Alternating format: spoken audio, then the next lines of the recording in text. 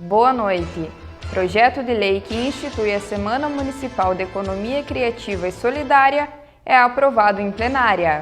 Que é um setor voltado para a tecnologia, inovação, ciência e também, óbvio, que trabalha junto com a educação, né? Um detalhe importante que já movimenta um segmento que movimenta bilhões em orçamento na nossa economia nacional.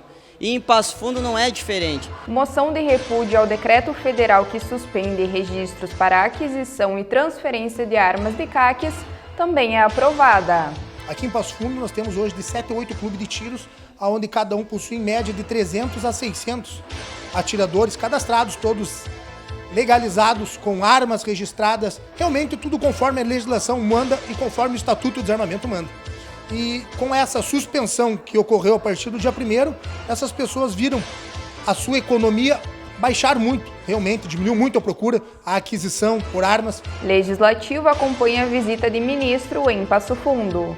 Em geração de desenvolvimento é a certeza que o Brasil é um país próspero e que foi fruto de trabalho da iniciativa privada e do poder público. Certamente aqui o poder público de Passo Fundo participou incentivando, o poder público estadual participou, o poder público federal, e aqui no lançamento dessa fábrica teve a presença do então presidente Lula, que lançava o programa do biodiesel. Então veja a importância do poder público atrelado em todas as suas esferas com a iniciativa privada. Eva Valéria Lorenzato encaminha 2 pedidos de informações ao Executivo. Muitas famílias desempregadas que não têm recurso, e aí, por exemplo, na questão energética, nós tivemos conhecimento então que existe um programa que beneficiará em torno de 90 pessoas aqui do nosso município da RGE, que será o Poder Executivo quem indicará quem serão as beneficiadas. Secretário de Esportes destaca ações e iniciativas do setor local. Então nós montamos a ideia do Fundo Municipal. O Fundo Municipal de uma forma muito simples para quem está lá na ponta, né? O que é essa forma simples? Forma que os gestores, todo mundo dentro dessas áreas esportivas, eles montam um projeto, basicamente é isso, montam um projeto esportivo, esse projeto esportivo é analisado, avaliado, isso é importante ser dito, depois a gente pode entrar mais nesse aspecto, e a partir da contemplação, tanto pessoa jurídica quanto pessoa física na determinada área contemplada, o recurso cai direto na conta do contemplado. O Jornal da Câmara está começando.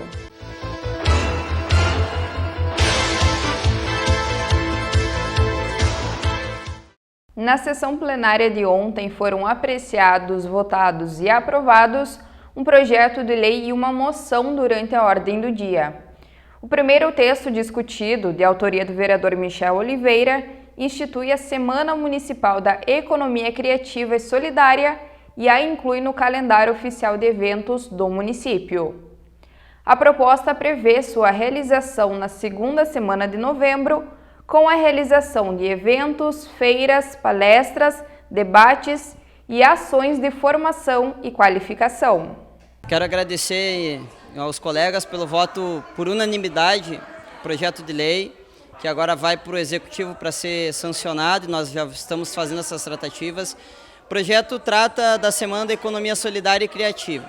Um destaque aqui para a economia solidária, o setor que há mais de 20 anos realiza através da Fresol, que é uma feira conhecida já pela comunidade, e que agora, junto com a Fresol, nós estamos e vamos acrescentar a Feira da Economia Criativa, que é um setor voltado para a tecnologia, inovação, ciência e também, óbvio, que trabalha junto com a educação, né?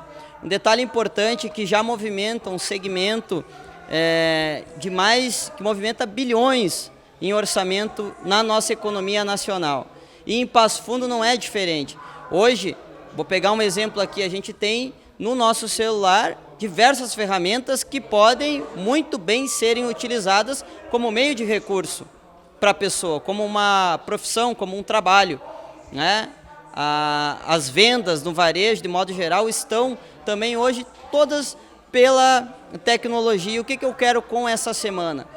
Aliado com a nossa lei municipal da economia criativa, é intensificar ainda mais esse setor, os segmentos desse setor. E junto com a economia solidária, os dois se encontrem e possam fazer e realizar projetos e ações na segunda semana de novembro, que vai fortalecer a nossa economia local e que vai principalmente gerar empregos para a nossa comunidade. Então acredito que é uma lei que vai receber apoio do Executivo Municipal e que principalmente vai sair do papel, assim como outras leis de semanas temáticas que este vereador protocolou e agora estão sendo realidade na vida da nossa comunidade. De autoria do vereador Gil Krug, a moção de repúdio ao decreto número 11.366 também foi aprovada em plenário.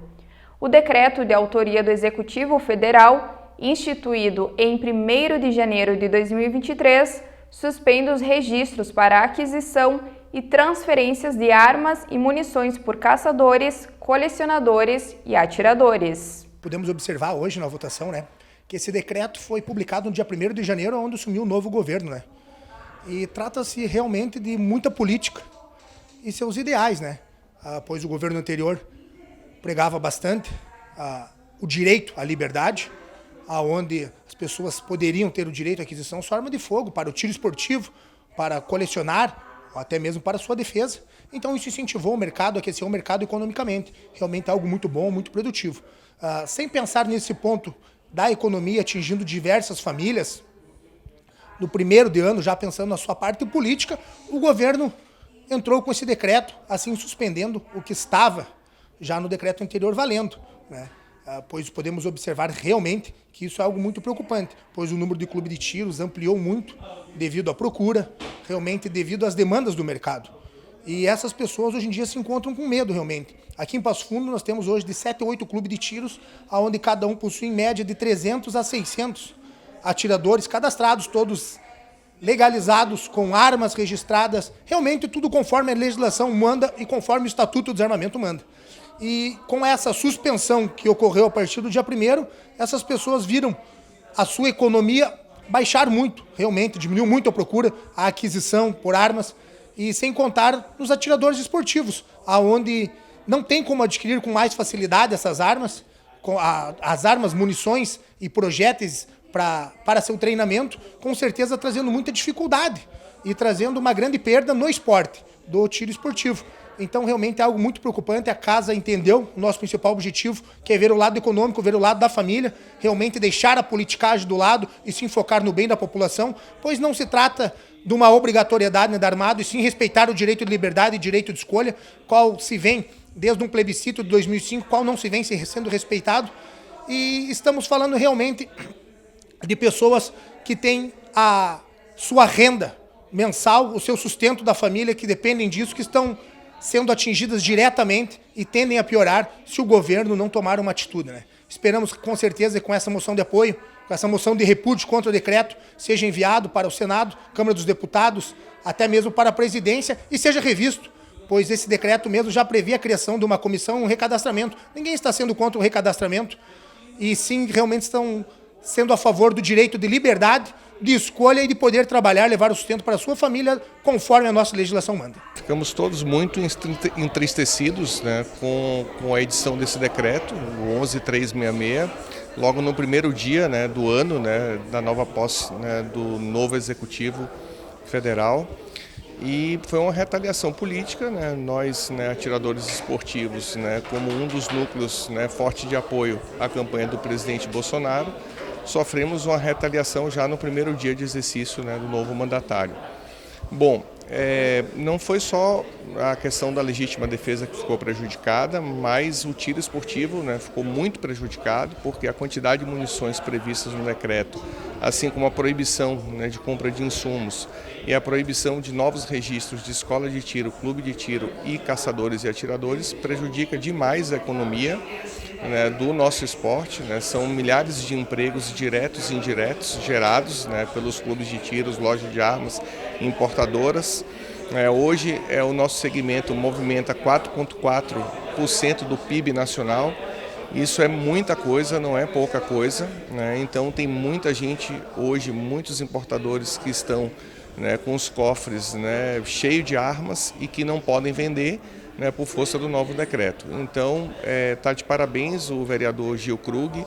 É muito importante que a sociedade, de um modo geral, né, se manifeste. A gente fica muito feliz quando um vereador ligado à pauta Proarmas, né, ele encampa junto com a gente a nossa batalha, porque realmente a gente sabe que não tem nada de técnico nisso, enfim, é uma retaliação política e o segmento ele não tem, né, condição de se sustentar por muito mais tempo, né, do que o necessário.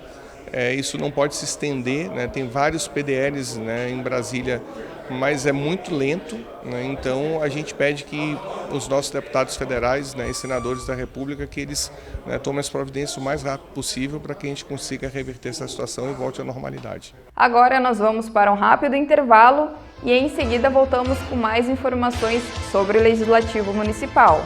Fique conosco!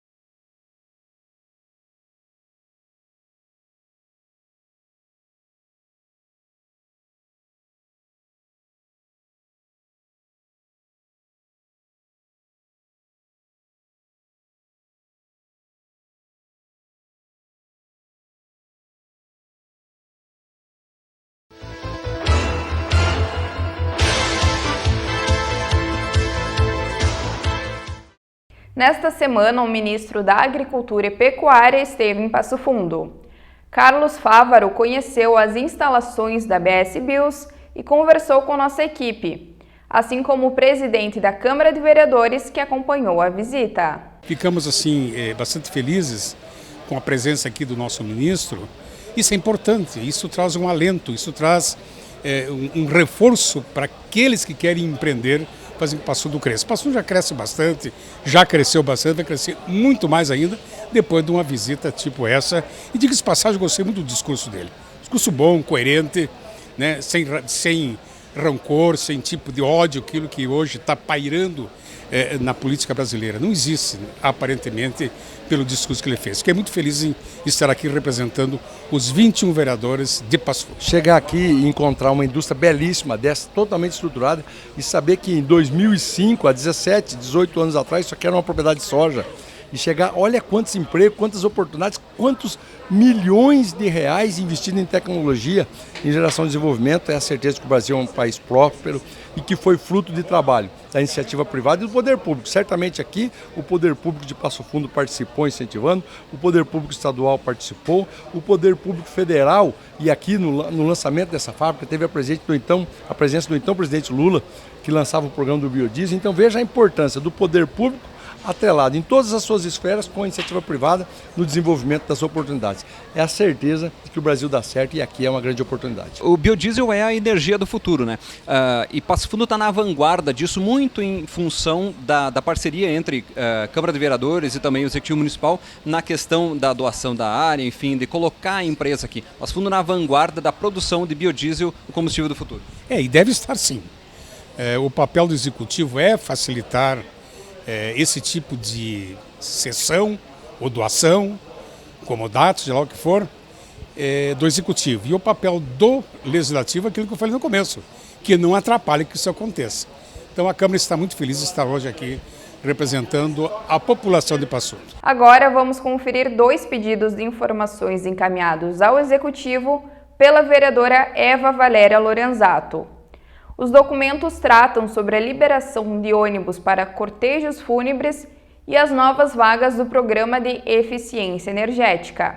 O que fundamenta os 2 pedidos de informação é o fato de que a comunidade, como eu tenho ressaltado sempre, tem, né, uma ponte aqui na Câmara de Vereadores, nos mandatos dos vereadores, com o Poder Executivo, com as instituições que trabalham com recursos públicos, tem essa ponte com os vereadores. E eu tenho sido procurada especialmente por mulheres, a grande maioria em vulnerabilidade social, muitas famílias desempregadas, que não têm recurso. E aí, por exemplo, na questão energética, nós tivemos conhecimento, então, que existe um programa que beneficiará em torno de 90 pessoas aqui do nosso município, da RGE, que será o Poder Executivo quem indicará quem serão as beneficiadas. E a partir dessa informação, nós queremos saber, então, do Executivo quem serão essas pessoas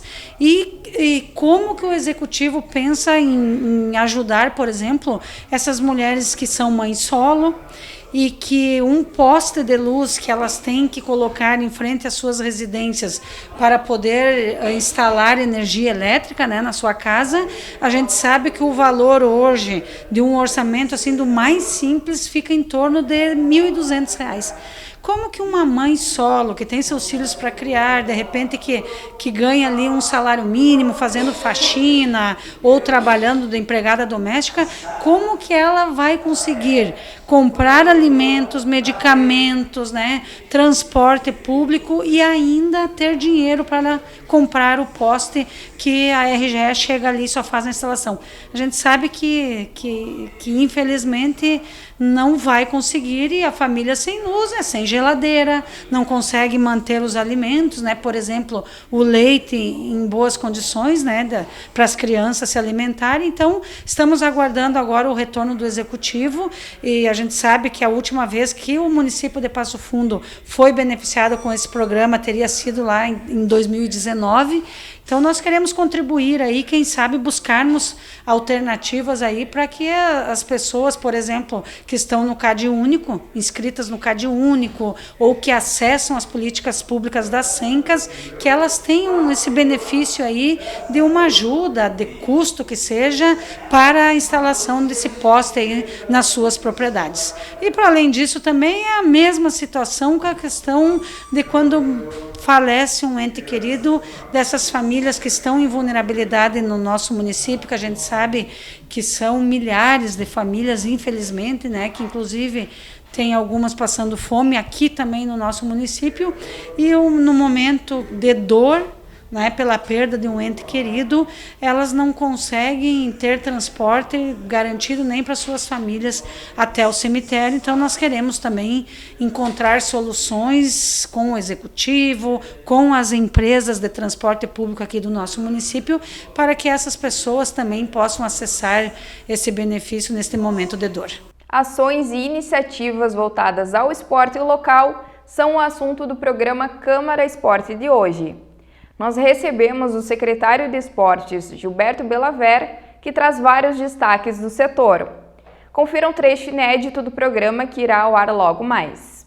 Nós sempre tivemos um gargalo muito grande dentro do esporte da cidade, né? Esse gargalo é no seguinte sentido: as pessoas, os esportistas, né, gestores de esporte, enfim, toda aquela massa, aquela área esportiva que chegava na secretaria, né, dizendo secretário, chegava no gabinete do prefeito, tem uma equipe, vou representar Passo Fundo num determinado campeonato, numa determinada cidade, e gostaria de um aporte, né, de um apoio da prefeitura. E nós nunca tínhamos uma lei específica para isso. Então, literalmente, os esportistas eles passaram por muitos anos, né, tentando de alguma forma apoio público, mas os nossos apoios eram, daqui um pouco, um auxílio numa determinada área, quando tinha essa rúbrica para fazer, de um aporte no transporte, daqui um pouco um material esportivo, mas não era um apoio sistemático, né? Então, desde o ano passado, quando o prefeito Pedro determinou que nós mudássemos essa página ruim do esporte, né? Porque a Secretaria de Esportes ela promove os seus eventos esportivos, que é uma das áreas, né, da Secretaria, uma das responsabilidades da Secretaria, a promoção de eventos para a comunidade, mas esse gargalo nós ainda tínhamos. Então nós montamos a ideia do Fundo Municipal. O Fundo Municipal, de uma forma muito simples, para quem está lá na ponta, né? O que é essa forma simples? Forma que os gestores, todo mundo dentro dessas áreas esportivas, eles montam um projeto, basicamente é isso, montam um projeto esportivo, esse projeto esportivo é analisado, avaliado, isso é importante ser dito, depois a gente pode entrar mais nesse aspecto, e a partir da contemplação, tanto pessoa jurídica quanto pessoa física na determinada área contemplada, o recurso cai direto na conta do contemplado. Com isso, ele pode gerir esse recurso para várias outras áreas dentro do projeto que foi contemplado, que vai desde a gestão do transporte, ele pode usar essa verba para transporte, alimentação, custo de inscrição de competição, compra de material, né? Então, nós tentamos abrir o leque o máximo que nós poderíamos dentro obviamente, do respeito jurídico de tudo isso. E o Jornal da Câmara de hoje fica por aqui. Uma boa noite e até a nossa próxima edição.